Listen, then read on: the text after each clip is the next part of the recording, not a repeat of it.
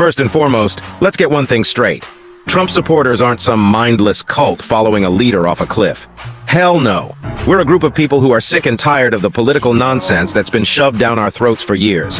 We're tired of the lies, the corruption, the hypocrisy, and the downright insanity that's become the norm in Washington. Now let's talk about Trump himself. The man's a businessman, not a politician. He's not afraid to speak his mind, and he doesn't bow down to the political elites. He's a breath of fresh air in a stagnant swamp, and that's why we support him. He's not perfect, but who is? He's done more for this country in 4 years than most politicians do in a lifetime.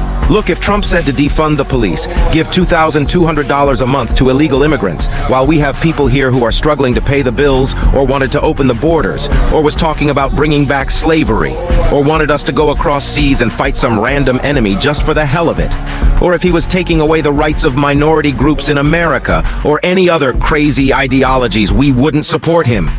What scares most Trump supporters is the fact the media acts like we are this crazy cult. Why would they make us out to be an evil enemy, specifically the supporters of Trump?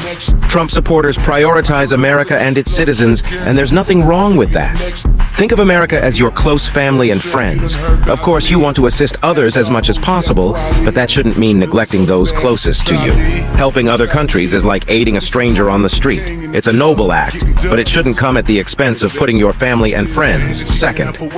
Liberals act like this man is the devil, but his policies prove he literally just cares about the average American. Trump's tax cuts put more money in the pockets of hardworking Americans. His deregulation helped businesses grow and thrive. He stood up to China, renegotiated trade deals, and brought jobs back to America. He rebuilt the military, took care of our veterans, and made sure that America was respected on the world stage again. And let's not forget about the border. You think it's okay to just let anyone and everyone waltz into this country without any checks or balances? Hell no. We need to know who's coming in, what they're bringing with them, or if they are spies, remember other countries want to destroy us, and whether or not they're going to contribute to our society.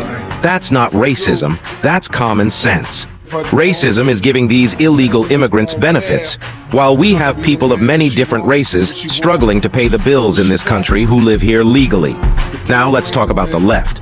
Oh boy, where do I even start? They want to defund the police, open the borders, and hand out free money like it's candy. They want to push radical ideologies on our children, tear down our history, and silence anyone who dares to disagree with them. They call themselves tolerant, but they're anything but. They're a cult, plain and simple, following their leaders off a cliff without a second thought. And don't even get me started on the Green New Deal. Do you think that's going to save the planet?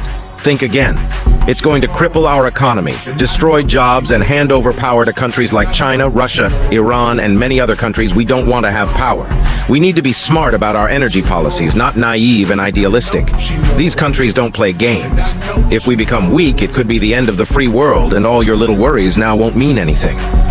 We have been lucky, but it's made us naive and believe that we are untouchable.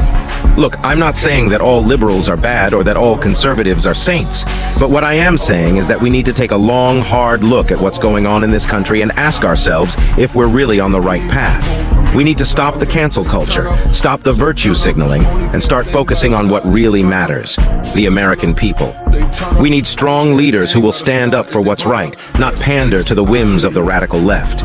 We need to protect our values, our freedoms, and our way of life. We need to embrace strong men because they will always fight to keep us free, and we shouldn't embrace a weak man mentality that will be the downfall of America. If you don't believe it, just read a history book. Weak men create hard times, and hard times create strong men, and that's why we stand with Trump. Not because we're a cult, but because we believe in America, and we believe in doing what's right. So go ahead, call us whatever you want, but know this: we're not backing down, we're not giving in, and we're not going to be silenced. We're here to fight for our country, and our values, and our future, and we're not going anywhere. And we're fighting for you even if you don't understand yet.